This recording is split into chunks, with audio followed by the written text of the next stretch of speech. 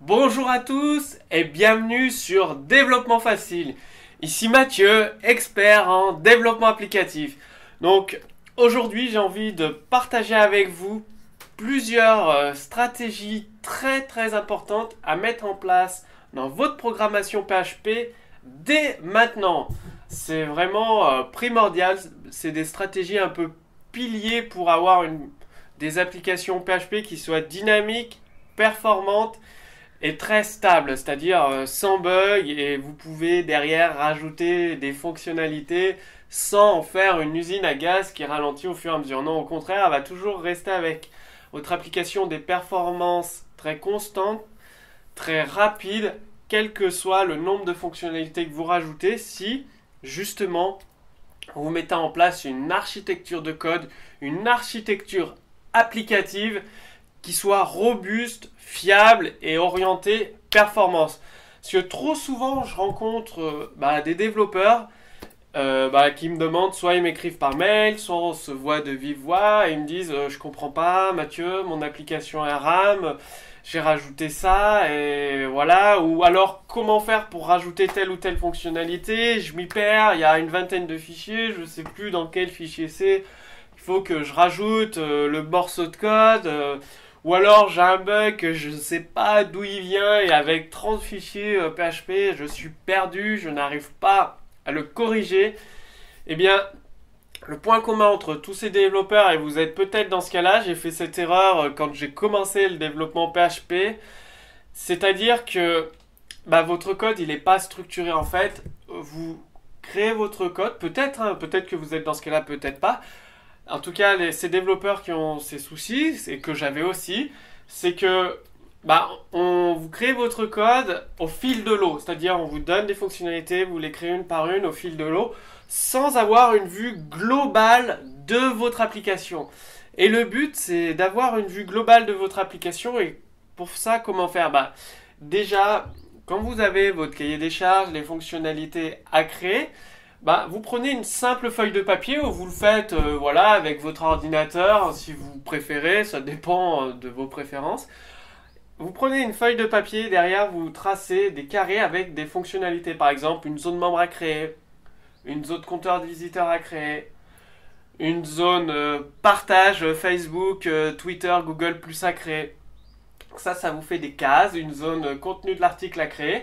Et après vous reliez ces cases avec celles qui doivent communiquer. Par exemple, la zone de partage, elle doit communiquer avec le contenu de l'article. La zone nombre de visiteurs et la zone connexion, elles n'ont pas besoin de communiquer avec le contenu de l'article, c'est indépendant. Quand vous aurez toute cette organisation applicative, toutes ces cases, ça va vous aider d'une part à créer les répertoires pour organiser vos classes PHP. Vous aurez un répertoire zone d'administration, un répertoire zone de partage, le partage, un répertoire contenu de l'article, un autre répertoire, nombre de visiteurs connectés. Et dans ces répertoires, vous allez créer les classes qui permettent de gérer cette fonctionnalité. Donc d'une part, vous aurez votre code, vous saurez où le trouver. Si vous avez 30, 40 classes PHP, ce qui arrive très souvent dans les applications professionnelles imposantes, vous saurez où retrouver la fonctionnalité dans quel répertoire. Après, je vous conseille de créer une classe par fichier. Ça, je vous l'ai expliqué dans un des derniers cours avec l'inclusion de fichiers PHP. Et là où il faut aller au niveau supérieur, c'est d'utiliser la programmation orientée objet avec PHP.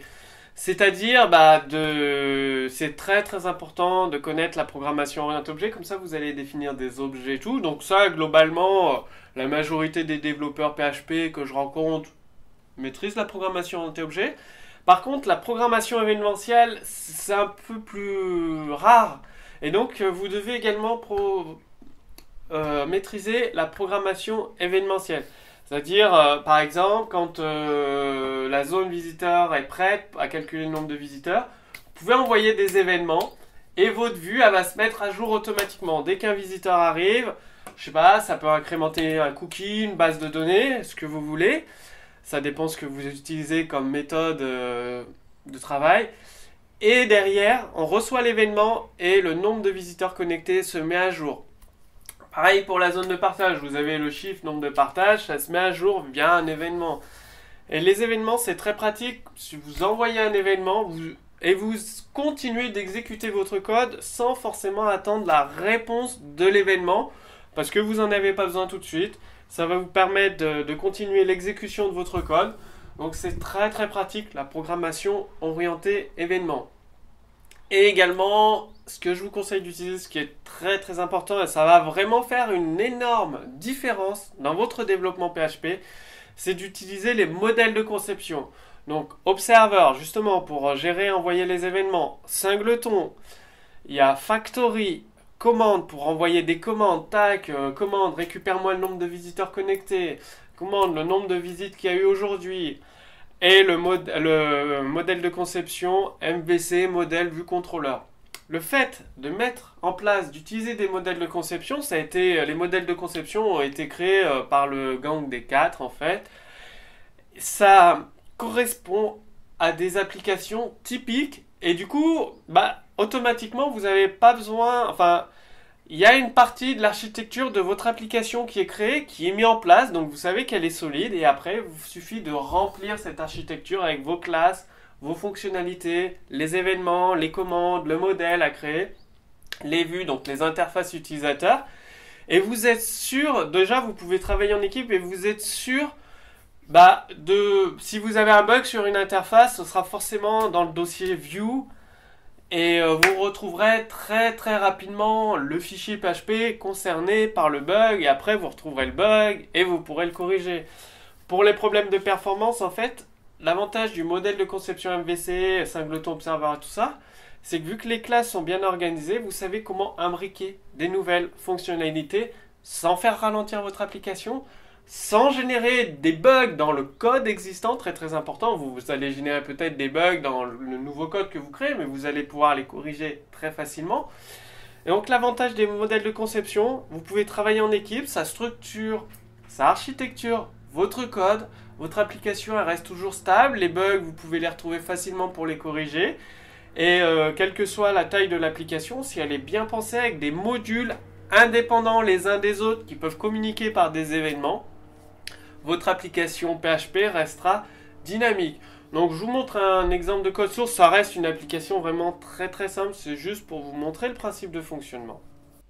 Donc prenons un projet PHP relativement simple. Donc vous avez votre fichier index.php, ça peut vous faire penser à WordPress où ils ont un fichier également index.php. Et ensuite c'est organisé dans des répertoires include, contient les fichiers CSS, les fichiers JavaScript, le contenu des pages, donc ça peut être des fichiers XML, des fichiers texte et les classes PHP, donc avec un framework AMF-PHP et d'autres classes PHP qui sont classées donc par nom, les utilitaires, sauvegarde, référencement, MySQL, le master, des utilitaires comme le debugger.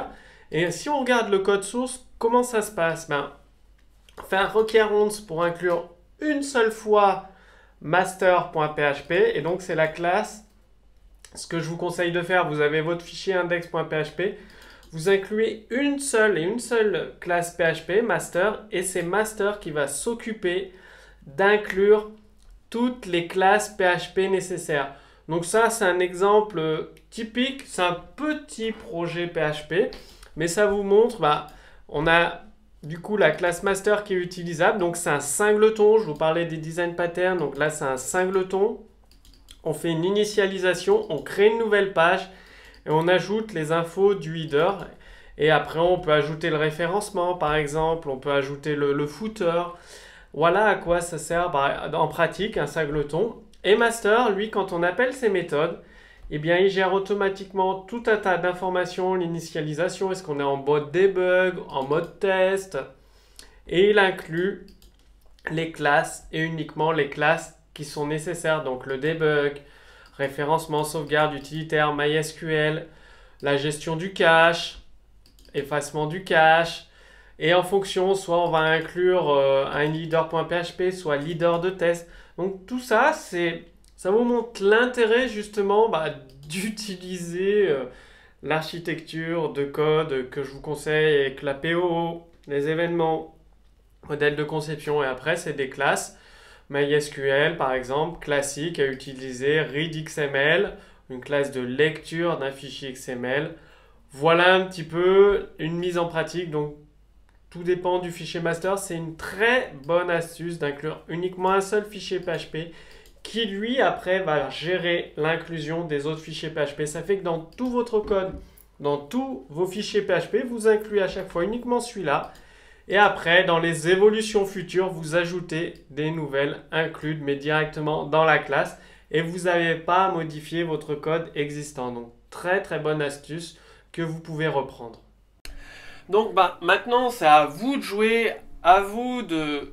justement, vous trouverez sur Développement Facile. Donc, dans la deuxième vidéo, par exemple, comment utiliser la programmation orientée objet avec PHP, comment utiliser la programmation événementielle avec PHP, comment utiliser les modèles de conception avec PHP. Donc, par exemple, vous apprendrez à utiliser commande, observer, singleton, factory, modèle vue contrôleur et bien d'autres. Tout ça avec PHP, ça va vous permettre de passer au niveau supérieur. Donc, c'est-à-dire qu'il y a une image au-dessus de cette vidéo, vidéo 2, lancez la vidéo 2 maintenant. Ou à la fin de cette vidéo, elle va se transformer en lien cliquable. Ça va vous permettre de cliquer dessus sur cette vidéo et d'être redirigé automatiquement dans la deuxième vidéo. Et vous savez que le langage PHP est relié à MySQL. Si vous maîtrisez PHP et que vous ne savez pas utiliser MySQL, vous êtes peut-être bancal, quoi, si je puis dire. Et donc justement, dans cette deuxième vidéo, vous allez découvrir comment utiliser tout le potentiel de MySQL avec les requêtes imbriquées, des selects bien définis pour optimiser les performances. Parce que si vous avez des tables avec énormément d'enregistrements, le select étoile, il faut oublier. Donc il y a d'autres types de select à utiliser. Les requêtes imbriquées, tout ça, vous allez le découvrir avec les cours MySQL, donc dans la vidéo 2. Donc écoutez, je vous dis à tout de suite dans la deuxième vidéo.